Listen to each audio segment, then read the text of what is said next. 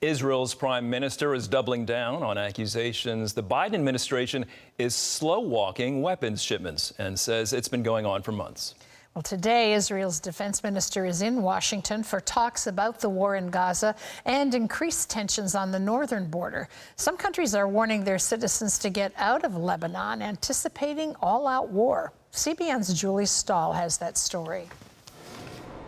Israeli Prime Minister Benjamin Netanyahu expressed appreciation for U.S. support and said his government has privately raised the issue of weapons delays with U.S. officials before going public.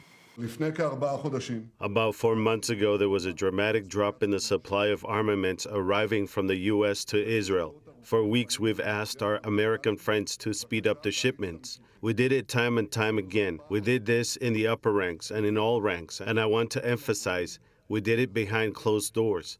The White House denies it's slow-walking arms shipments, but the Times of Israel reports that a U.S. official told the news organization that it's no longer fast-tracking weapons as it did in the days after October 7th. On Israel's Channel 14, Prime Minister Netanyahu said of the fighting in Gaza, the intensive phase of the war is about to end. He also said he's open to a partial pause and hostage deal, but the war won't end until Hamas is destroyed.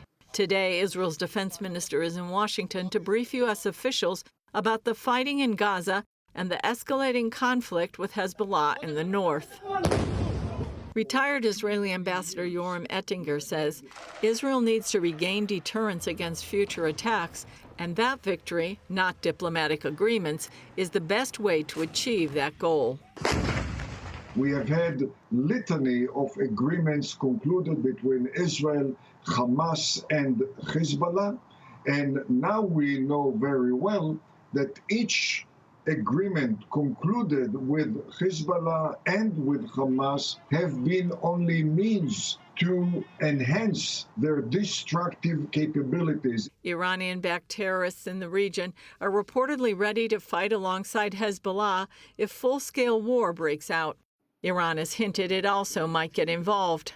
In Lebanon, whistleblowers at the Beirut airport tell a British paper Hezbollah is storing huge amounts of weapons from Iran there. A top Lebanese transportation official denies those claims, which, if true, could make Beirut's airport a legitimate military target for Israel. Other countries are taking a possible war in Lebanon seriously. Kuwait told its citizens to leave the country, and Canada is already reportedly planning the evacuation of some 45,000 citizens from the country.